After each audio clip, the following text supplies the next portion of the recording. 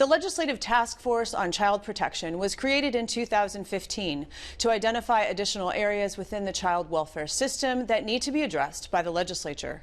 Senator Nicole Mitchell is the newly appointed co-chair of the group, and she joins me to talk about the work before them. Thank you for being here. Thank you for having me. You come to this role with experience. You have volunteered with domestic violence and homeless shelters.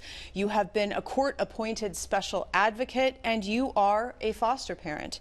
What grade would you give Minnesota right now for how it's handling the protection of children? I would probably settle on somewhere from high C into the B range, because that question encompasses a variety of things. For example, our mortality rate for children is actually slightly lower, which is fortunate, but we would like that number obviously to go down even more and effectively be zero. But some of the ways we fund could be much better compared to other states. So adding up all the little pieces of things where some things might be a D and some things might be an A, I think that's probably where I would settle. Okay. The Star Tribune has published a series of reports over the last month or so on Minnesota's child protection system. The series is called In Harm's Way. It provides heart-wrenching examples of how children have suffered and in some cases died in Minnesota's child protection system. Is this perhaps a relevant jumping off point for the work of the task force that you're co-chairing? Well, absolutely. I think it informs some of the work we're doing, because I come from a news background, and so I love quality work to dig into some of those issues, because it helps give us another viewpoint in addition to what we're already getting. So I think some of the questions asked, like Minnesota is one of the few places where more of child protection is handled at the county versus the state, and that came up in some of the articles, advises us that that is an intersection that maybe we want to look at more, not necessarily maybe changing it, but are there ways that the state can take some of that pressure off the counties at the very least? Poverty, I'm sorry, I'm going to skip around a bit. Poverty can be a factor in how children are doing. So addiction and substance use disorder are often factors in the removal of children.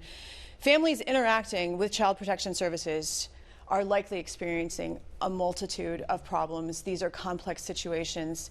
Is prevention even possible? I absolutely think it is, and that would be our goal. So the majority of cases where child protection is involved are neglect cases. Obviously, severe abuse is a completely different thing, but if it's neglect because there aren't enough food resources in the home, or there isn't stable housing, things of that nature, we can actually help families mitigate where child protection would even need to get involved if we're helping provide that safety net in society. So I think we actually did a lot of good work in this last legislative session, because free school breakfasts and lunches, that helps with the hunger piece, and more funding for some of our shelters that provide food, more money into low-income housing, more money invested in childcare, because if families can't access childcare or afford childcare, they might make poor childcare decisions that put their children in more danger. Those are just a couple of examples. There's also a lot of kids that come out of disability into child protection scenarios, and so when we can invest in that, we don't want it to just be a child's removed because the parents are struggling dealing with mental or neurological issues. We would rather support them so that they can keep their child in their home, but also, not have those stress factors. Well, and that's one thing that you mentioned in the hearing, that children with disabilities are more likely to end up in foster care. And so it is for those underlying reasons that you suggested, just the strain on the family and the inability to care over time for that child? Right. So one of the things I got into when I was fostering is respite care. So some counties will offer respite care so that a family with an autistic child, for example, can have them go to another safe family 1 week in a month, so that they can just have a break, because if you're dealing with that high stress situation all the time. And so I still have a young man that has been with my family for 4 years. He comes 1 week in a month, and that gives his family just a chance to reset, can be such a huge benefit. But also other services and things like that, that can mean the family can have those down moments and not get to the point where they might have to have a removal. You mentioned this. I'd like to go into a little more depth. Minnesota is one of 9 states that does not have a state-run system for child protection. Instead, as you said, counties administer child protection services, and it's only law enforcement and courts who are authorized to remove children. Do you think this needs to change, or is this serving the state well at this point? I think there's some tweaks that we could possibly make to the system. Right now, because of the way it's set up and it being county-based, counties actually have to foot a lot of the child protection bill. And because of that, and different counties have different density with population, land terrain. In some counties, you're nowhere near the services you might need, or the counties might not be able to fund them to the same level. And our goal in Minnesota should be, it doesn't matter if you're a child in one part, rural or urban, or in one part of the state or the other, you should be able to get the same level of care. So whether we do that by better facilitating the counties or moving some of the services to the state is something I think we definitely need to look into, because right now it's not even everywhere you go in Minnesota. So there's a funding piece, and as you say, needs are perhaps different in different parts of the state, but the services are important regardless. Should the county services, should they have more discretion? As I said, it's law enforcement only or the courts that can remove children, but should the Child Protective Services also have more authority in these decisions?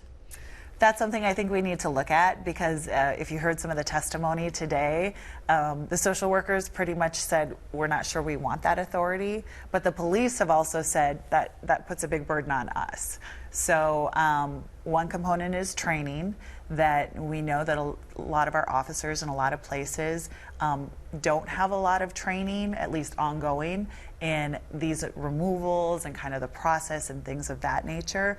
So if we keep it on that level, make sure they have the training to do this in the least traumatic way for a child involved, and that we are appropriately removing when we need to, but also maintaining the family when we can. So I'm not sure if we change who the remover is, but doing it in a really mindful way. Finally, babies are not born with instruction manuals as much as maybe we would like them to be. And family cultures can vary widely. Representative Hassan, who is a member of the task force, worked as a social worker for a time, and she spoke about systemic racism, and she called Minnesota's child protection system broken. Native American and African American children continue to be more likely to be removed from their families. What level of bias is there in Minnesota? Is it inherent? Does it really need to be addressed? I do think there is some inherent bias, and it's something I know that there's been mindful conversations to try and address.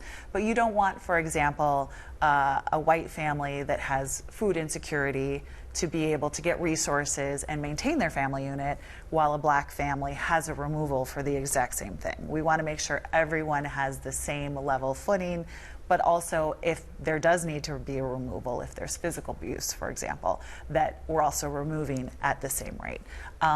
So I think that's something that we've tried to engage more of our partners. And one of the things that I've thought about is that perhaps we should get together as an advisory council so that we can bring together some of these different partners, so that any legislation that comes out of this going forward, or even funding for certain projects, is done in a mindful way where we've talked to all the agencies and all those invested partners, and make sure any change we make doesn't just fix one problem to create another, and does keep that kind of equity piece involved.